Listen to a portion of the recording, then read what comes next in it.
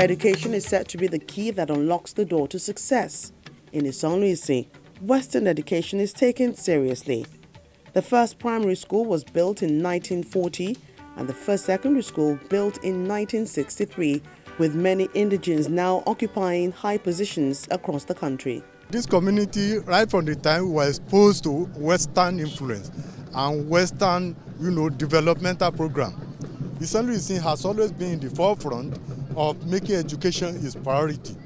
Right from the 1940s, when we had our first primary school, on and on, not quite long after, the people of Isanlu-Isin, in conjunction with the entire Igbomina community, the Baptist Conference, we cooperated to establish a secondary school, that is Igbomina Baptist Grammar School.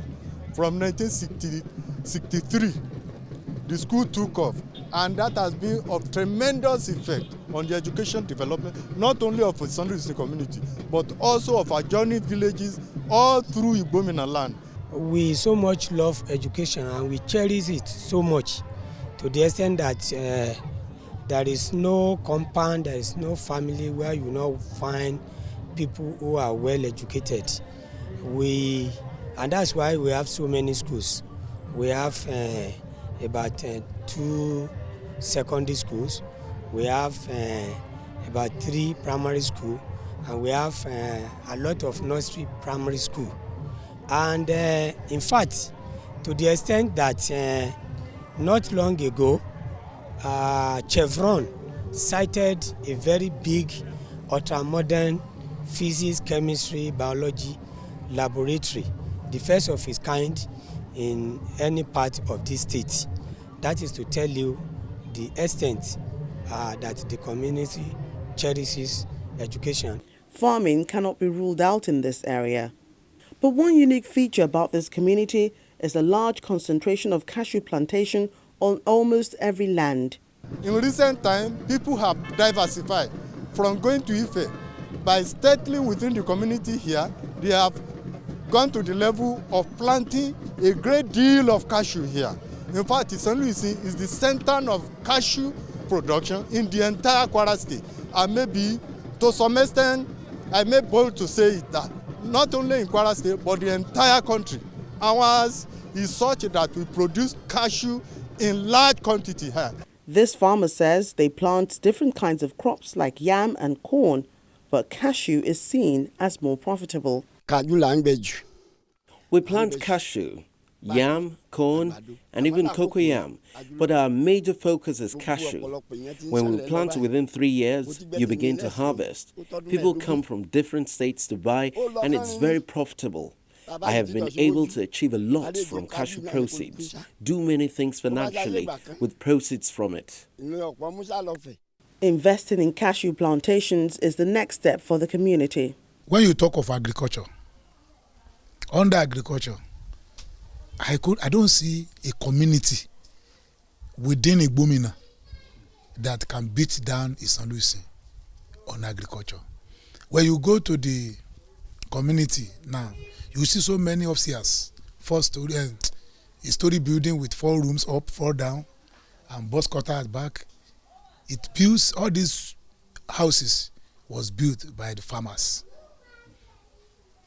In fact, let me say that in Kwara, if they are talking about those who have made it in cocoa, no, Isanlu-Isin must be one of those 10 community, either number 1 or number 9.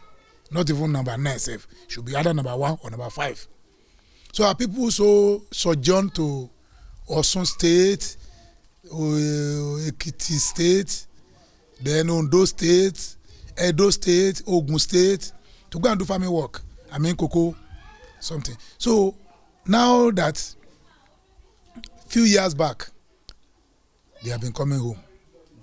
When I came, I mandated, if you are 70 years of age, please come down home. So our people has been invested in cashew nut, in cashew plantation. We have a lot of it.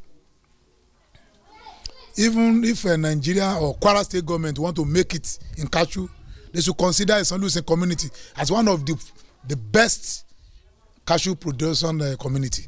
The state government is also not resting on its laurels in developing the area, as plans are underway to establish a cashew processing plant. The Kwara state government, before now, has always encouraged farmers in terms of cash crops like cashew, and that is why you have those seeds in their numbers there. The only challenge we're having now is the fruit itself.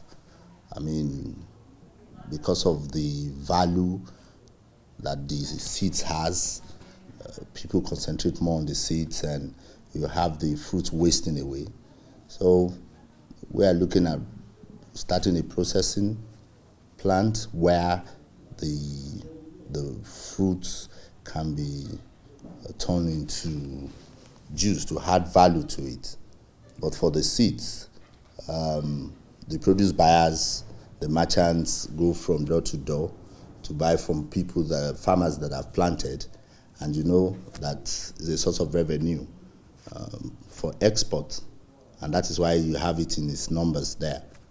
And in the year to come, the federal government is going to be helping to clear land, which is basically one of the areas where farmers face challenge. I mean, if the federal government can come in, available lands, clear it for them, it takes a lot out of their investment, so it helps them to be able to grow it. And that's what the state government too is doing, encouraging them, giving support from my ministry here, extension workers, giving them the right inputs, the right seedling to grow.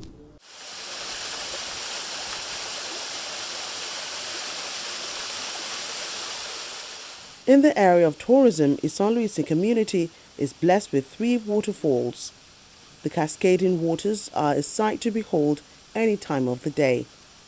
But the road leading to one of them is not a smooth one, and commercial motorcycles cannot go beyond a certain point.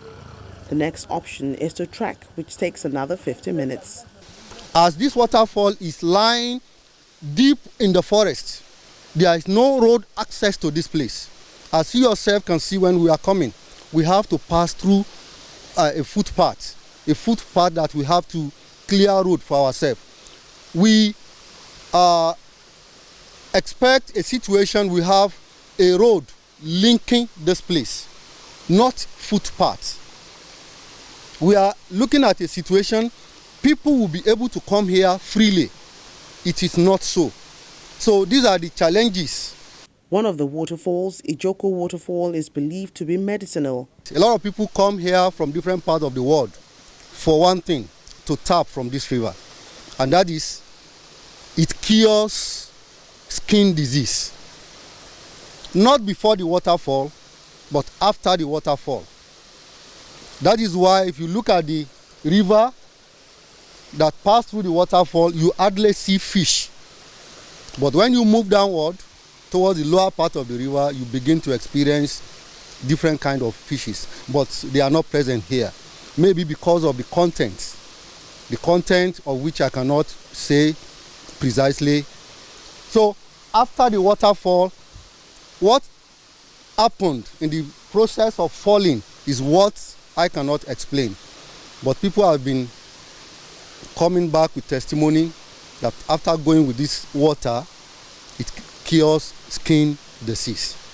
The authorities are being called upon to tap into the potentials of the waterfall being a good tourist site. We have been calling on governments, both federal governments and state governments, to come to the aid of this waterfall.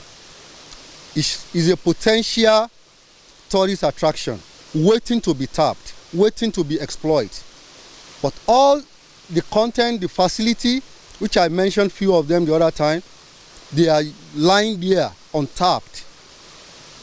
This is an environment, you see, it's a peaceful environment. We are calling on the government to come to our aid to develop this waterfall for tourist attraction. It can eventually generate revenue for the community, for the local government, for the state. And even the federal government can benefit from it. Isanlu-Isin community is peaceful and blessed with various natural resources.